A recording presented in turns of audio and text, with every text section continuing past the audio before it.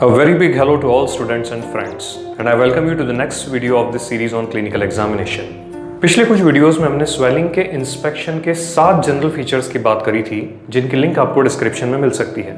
Body के किसी भी पार्ट में स्वेलिंग हो उसके इंस्पेक्शन में आपको इन 7 फीचर्स को एसेंशियली देखना होता है, लेकिन इसके बाद कुछ ऐसे स्पेशल फीचर्स होते हैं जिन्हें देखना है या नहीं देखना है ये स्वेलिंग की लोकेशन पर डिपेंड करता है। इन स्पेशल फीचर्स को जनरल फीचर्स से अलग करने की जरूरत मुझे क्यों पड़ी इसके बारे में मैं आपको इस वीडियो के एंड में बताऊंगा। तो चलिए इस वीडियो में हम इंस्पेक्शन ऑफ स्वेलिंग के 5 स्पेशल फीचर्स की बात शुरू करते हैं। स्वेलिंग के इंस्पेक्शन का पहला स्पेशल फीचर है विजिबल इंपल्स ऑन कफिंग।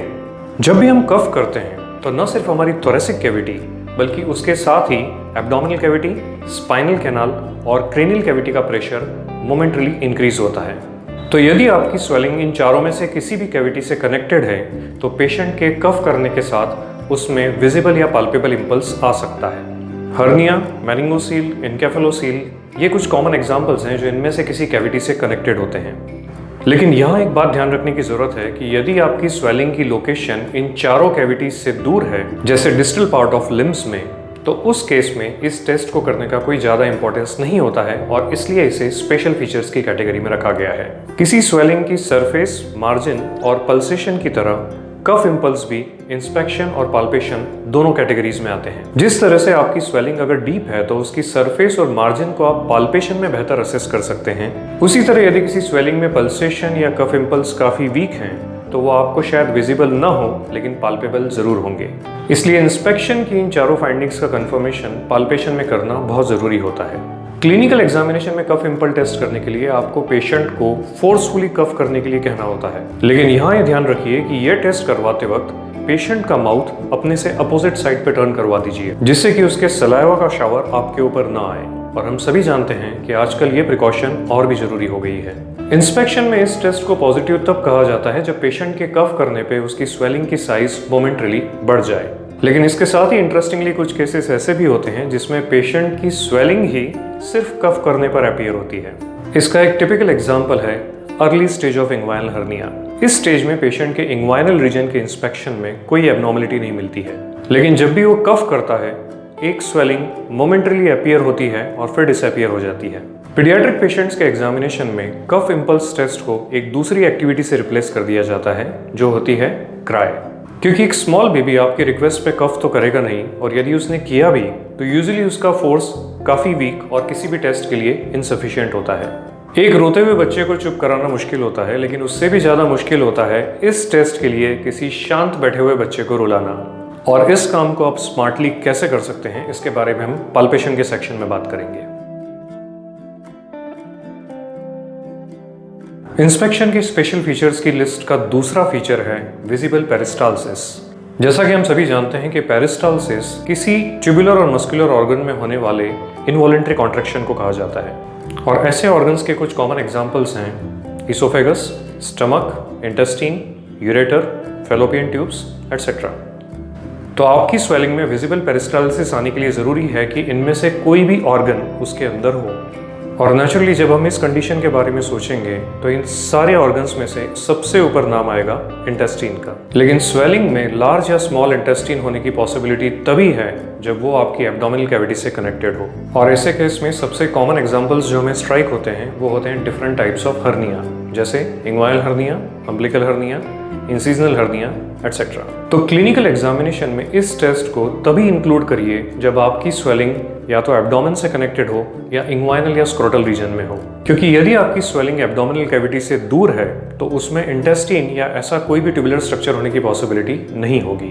किसी स्वेलिंग में विजिबल पेरिस्टाल्सिस देखने के लिए आपको पेशेंट के अलावा जिस दूसरी चीज की जरूरत होती है वो है पेशेंस, क्योंकि ऐसी किसी स्वेलिंग को सिर्फ कुछ सेकंड्स देखकर आप किसी कंक्लूजन पर नहीं आ सकते हैं। और यदि आप कॉन्फिडेंटली जानना चाहते हैं कि विजिबल पेरिस्टाल्सिस है या नहीं तो आपको पेशेंस रखते हुए कुछ देर तक उस स्वेलिंग को ऑब्जर्व करना होगा। स्क्रोटल स्वेलिंग्स के एग्जामिनेशन के केस में यहाँ पर मैं एक इंटरेस्टिंग फैक्ट शेयर करना चाहूंगा। यदि किसी हर्निया के केस में स्क्रोटम में लार्ज या स्मॉल इंटेस्टाइन है तो उसके पेरिस्टाल्सिस आपको एक्सटर्नली विजिबल हो सकते हैं, लेकिन यहाँ पर आपको एक दूसरे मोमेंट से कंफ्यूजन अवॉइड करना है। स्क्रोटल स्किन में एक सबक्यूटेनियस मसल होती है डार्टस, जो इनवॉलेंटरली कॉन्ट्रैक्ट करती रहती है और कभी कभी इसके मूवमेंट को विजिबल पेरिस्टाल्टिक वेव समझ लिया जाता है। स्पेशल फीचर्स की लिस्ट में नेक्स्ट नंबर आता है मूवमेंट विथ रेस्पिरेशन का।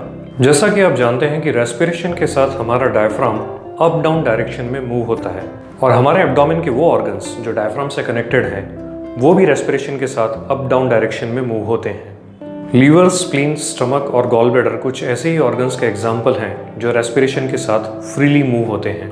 यहाँ ये बताना ज़रूरी है कि गॉल ब्लैडर डायरेक्टली डायफ्राम से तो कनेक्ट नहीं होता है, लेकिन चूंकि वह लीवर से कनेक्टेड होता है इसलिए रेस्पिरेशन के साथ मूव होता है। अब यदि इन ऑर्गन्स से कोई मास अराइज हो रहा है और उसकी साइज की वजह से वो अपर एब्डोमेन में एक स्वेलिंग के फॉर्म में प्रेजेंट कर रहा है तो ऐसी स्वेलिंग रेस्पिरेशन के साथ मूव होगी। इसलिए क्लिनिकल एग्जामिनेशन में यह मूवमेंट आपको एब्डोमिनल स्वेलिंग्स और स्पेसिफिकली अपर एब्डोमिनल स्वेलिंग्स के केस में देखना होता है। यहाँ पर एक बात क्लैरिफाई होना बहुत ज़रूरी है कि जिस मूवमेंट विथ रेस्पिरेशन की हम बात कर रहे हैं वो अप डाउन डायरेक्शन या और प्रॉपरली कहूँ तो क्रेनियोकॉर्डियल डायरेक्शन का मूवमेंट होता है, क्योंकि सुपाइन पोजीशन में किसी भी पेशेंट के एब्डोमेन का जो एंटेरो पोस्टीरियर मूवमेंट होता है उसे हम मूवमेंट विथ रेस्पिरेशन नहीं कहते हैं। आप इस ऑब्जर्वेशन को तभी पॉजिटिव कहेंगे जब आपकी स्वेलिंग रेस्पिरेशन के साथ क्रेनियोकॉर्डियल डायरेक्शन में मूव हो रही है। इस सीरीज में हमारा नेक्स्ट फीचर है मूवमेंट विद डिग्लूटिशन।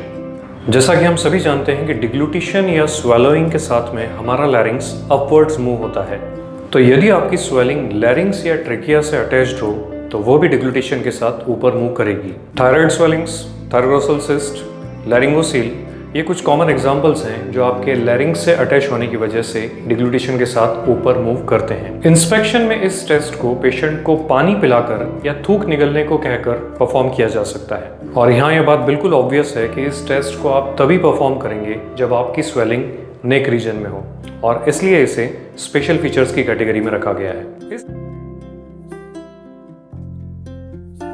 इस लिस्ट का लास्ट फीचर है movement with protrusion of tongue.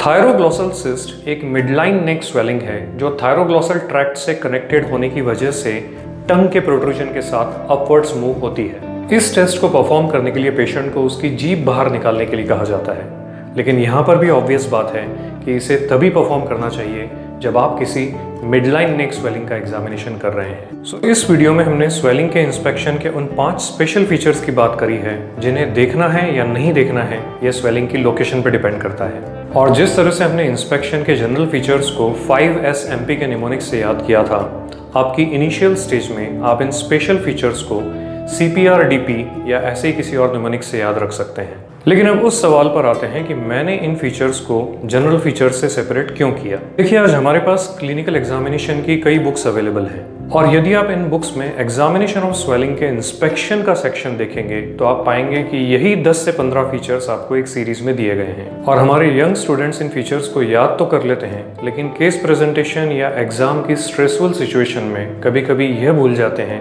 कि किस फीचर को उन्हें ऑब्जर्व नहीं करना है। चलिए, कुछ देर के लिए मान लीजिए कि मैं एक मेडिकल स्टूडेंट हूँ और आप मेरे टीचर या एग्जामिनर हैं, और मैं आपको इस स्वेलिंग के इंस्पेक्शन की फाइंडिंग डिस्क्राइब कर रहा हूँ। और जब तक आपको मैं यह कहूँगा कि इसकी सरफेस स्मूथ है, मार्जिन्स वेल डिफाइंड और रेगुलर है, और skin over the swelling normal है, तब तक तो ठीक है। लेकिन सोचिए कि यदि उसके बाद मैंने आपसे ये कहा कि इसमें कफ इम्पल्स नहीं है और विजिबल पेरिस्टाल्सिस नहीं है, तो आपको कैसा लगेगा? सो अपने इनिशियल ईयर्स में टेंशन की सिचुएशन में यह गलती किसी भी स्टूडेंट से हो सकती है, और जब ये होती है तो उसके प्रेजेंटेशन या वाइवा को बहुत ही डिफरेंट डायरेक्शन में ले जाती है। सो इसे अवॉइड करने के लिए ज़रूरी है कि हम ध्यान रखें कि किसी स्वेलिंग के केस में किस फीचर का हमें नाम भी नहीं लेना है। फॉर एग्जाम्पल, इस केस में मैं सिर्फ 7 जनरल फीचर्स की बात करूंगा और किसी भी स्पेशल फीचर का नाम नहीं लूंगा।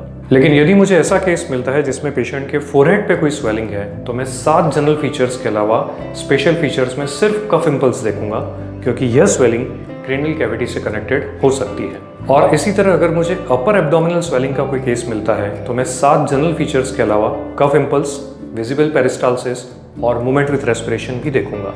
सो आई होप कि इंस्पेक्शन के स्पेशल फीचर्स का ये वीडियो आपको पसंद आया होगा, और यदि हाँ तो प्लीज़ इसे लाइक करिए, अपने फ्रेंड्स के साथ शेयर करिए, और चैनल को सब्सक्राइब करके बेल आइकॉन को प्रेस कर दीजिए, जिससे कि मेरे आगे आने वाली वीडियोस के नोटिफिकेशन आपको प्रॉपर टाइम पर मिल जाए। इस वीडियो के साथ ही हमारा स्वेलिंग के इंस्पेक्शन का सेक्शन खत्म होता है, और नेक्स्ट वीडियो में हम पाल्पेशन से शुरुआत करेंगे। और जैसा कि मैंने इस सीरीज़ के इंट्रोडक्शन में आपको बताया था कि इन वीडियोस में मैं बहुत ही सिंपल लैंग्वेज में उन डिफ़िकल्टीज़ और मेथड्स पे ज़्यादा फोकस करूँगा जो नॉर्मली हमारी रूटीन बुक्स में नहीं मिलती हैं, जिससे कि आप अपनी आने वाली प्रैक्टिकल एग्जाम्स और उसके भी आगे फ्यूचर में आपकी क्लिनिकल प्रैक्टिस में, क्लिनिकल एग्जामिनेशन में और भी परफेक्ट हो जाएं। सो एक नए वीडियो के साथ हमारी बहुत जल्दी मुलाकात होगी। तब तक के लिए stay healthy, stay safe and always keep learning in your life. Good bye.